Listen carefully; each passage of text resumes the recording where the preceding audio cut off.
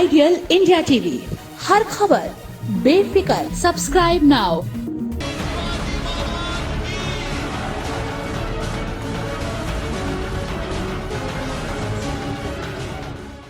देश की राजनीति में कई ऐसी सियासी पार्टियां हैं जहां परिवारवाद की भरमार है। फिर वो चाहे देश की सबसे पुरानी पार्टी कांग्रेस हो, जहां गांधी परिवार ही सब कुछ माना जाता है, या फिर समाजवादी पार्टी हो जिसके लिए सैफई का मुलायम परिवार ही सब कुछ है। ऐसी कई पार्टियां हैं जिसकी कमान बाप बेटों तक ही सीमित रही, और यही हाल हिंदू हृदय सम्राट कहे जाने वाले बाल ठाकरे के संगठन शिवसेना का भी रहा। बाल ठाकरे के जाने के बाद उनके बेटे उद्धव ठाकरे ने ही शिवसेना की कमान संभाली और बाल ठाकरे के भतीजे राज ठाकरे को किनारे कर दिया गया। लेकिन परिवारवाद की इस राजनीति को अब शिवसेना के अंदर से ही चुनौती मिलने लगी है, और ये चुनौती किसी और ने नहीं बल्कि बाल ठाकरे के विचारों पर चलने का दावा करने वाले मुख्यमंत्री एकनाथ शिंदे हैं, जिन्होंने बता दिया अब राजा का बेटा राजा नहीं बनेगा, राजा वही बनेगा जो हकदार होगा।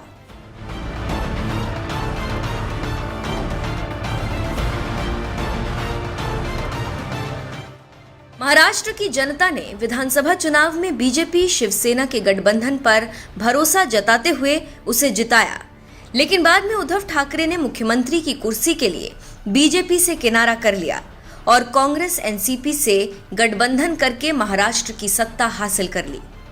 लेकिन शिवसेना के विधायकों को ये बात रास नहीं आई। एकनाथ शिंदे के नेतृत्व में तमाम विधायकों ने उद्धव ठाकरे के खिलाफ बगावत कर दी, जिसका अंजाम ये हुआ उद्धव ठाकरे की कुर्सी चली गई और आज की तारीख में एकनाथ शिंदे महाराष्ट्र के मुख्यमंत्री हैं। वही एकनाथ शिंदे जिन्होंने बाल ठाकरे के साए में रहकर शिवसेना को आगे बढ़ाने का काम किया, और आज उसी शिवसेना पर अधिकार जताकर उद्धव ठाकरे को चुनौती दे दी है।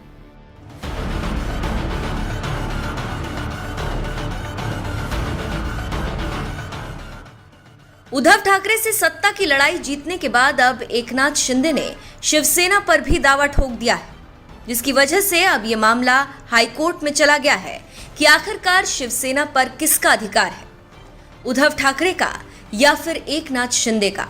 ये सियासी लड़ाई तो फिलहाल कोर्ट में चल ही रही है कि इसी बीच सोमवार को एक ऐसा फैसला आया जिसके बाद तो सीएम एकनाथ शिंदे ने एक बार फिर खम ठोक दिया कि हम बाला साहब के विचारों के वारिस हैं।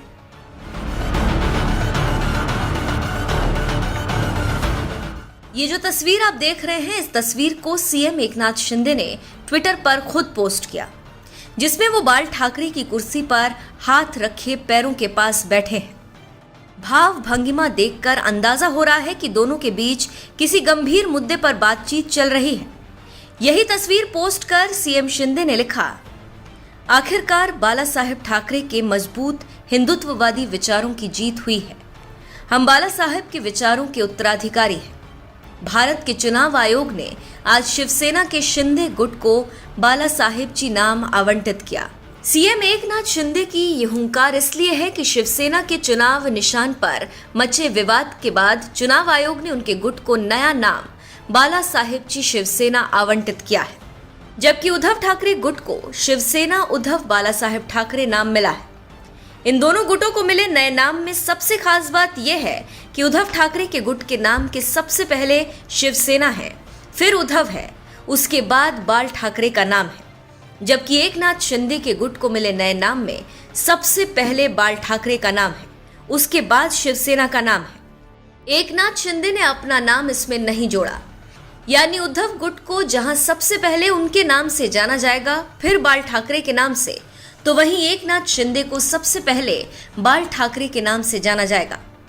यही वजह है कि चुनाव आयोग से मिले नए नाम को एकनाथ शिंदे अपनी जीत बता रहे हैं, क्योंकि उन्होंने बाल ठाकरे का नाम सबसे पहले रखकर उन्हें सम्मान देने की कोशिश की, जबकि उद्धव ठाकरे ने अपना नाम भी जोड़ दिया। और हाँ, एक बात और बता दें आपको, चुनाव आयोग ने शिंदे और उद्धव गुट को जो नाम आवंटित किया है, वो नाम दोनों ही नेताओं ने खुद चुनाव आयोग को दिया था। क्यों आई नया नाम देने की नौबत?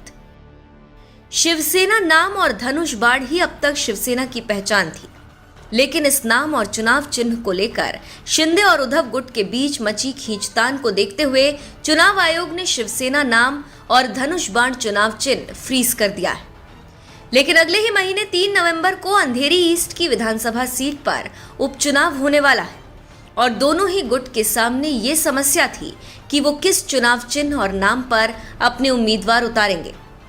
शिंदे और उद्धव गुट की इसी समस्या का समाधान करते हुए चुनाव आयोग ने उद्धव गुट को शिवसेना उद्धव बालासाहेब ठाकरे नाम और मशाल चुनाव निशान आवंटित किया है, जबकि एकनाथ शिंदे गुट को बालासाहेब जी शिवसेना नाम आवंटित किया गया और चुनाव चिन्ह उन्हें अभी आवंटित किया जाना है, क्योंकि शिंदे ने चुनाव आयोग को त्रिशूल और गदा चुनाव चिन्ह विकल्प के तौर पर भेजा था, लेकिन इसे धार्मिक प्रतीक बताते हुए चुनाव आयोग ने खारिज कर दिया। ऐसे में अब देखना यह है कि एकनाथ शिंदे को चुनाव निशान क्या मिलता है। बहरहाल जिस तरह से सत्ता हासिल करने के बाद एकनाथ शिंदे शिवसेना पर अधिकार के लिए उद्धव ठाकरे के साथ लड़ाई लड़ रहे हैं, वो बता रहा है कि एकनाथ शिंदे कहीं ना कहीं ये साबित करने में लगे हुए हैं कि राजा का बेटा राजा नहीं बनेगा, राजा वही बनेगा जो हकदार होगा। बहरहाल उद्धव ठाकरे को चुनौती दे रहे एकनाथ शिंदे के बारे में आपका क्या कहना है? अपनी राय हमें कमेंट कर जरूर बताएं।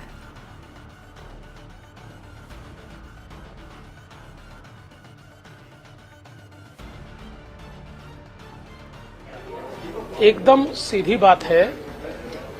शिवसेना को इलेक्शन कमीशन ने बहुत समय दिया। उन्होंने पहले 2 वीक का मांगा, फिर 2 वीक का मांगा, फिर 4 वीक का मांगा। जितने बार उन्होंने समय मांगा उतने बार इलेक्शन कमीशन ने उनको समय दिया। लेकिन समय मांग कर आप कानून को टाल नहीं सकते। और कल का निर्णय ये अंतिम निर्णय नहीं है, ये इंटरिम ऑर्डर है, अंतरिम निर्णय है। और पिछले 25 सालों में किसी भी राज्य में जहां पर किसी भी पार्टी में 2 फाड़ हुआ है, वहां पर तब के इलेक्शन कमीशन ने इसी प्रकार का निर्णय लिया है। ये कोई अलग निर्णय लिया नहीं है। जब अपने मन की बात नहीं होती है तो इंस्टीट्यूशंस पर अटैक करो, इस प्रकार की नीति अब कांग्रेस, एनसीपी और शिवसेना ने शुरू की है। सुप्रीम कोर्ट में उनकी तरफ अगर निर्णय आया तो सुप्रीम कोर्ट इज ग्रेट, बहुत अच्छा है, और उनकी तरफ नहीं आया तो सुप्रीम कोर्ट के भी खिलाफ बोलने को ये लोग आगे पीछे देखते नहीं है। देश की इंस्टीट्यूशंस को वीक करने का काम ये कांग्रेस, एनसीपी, शिवसेना जैसी पार्टियां यहां पर कर रही है, जो देश के लोकतंत्र के लिए बहुत ही खतरा है। आइडियल इंडिया टीवी, हर खबर बेफिक्र। Subscribe now.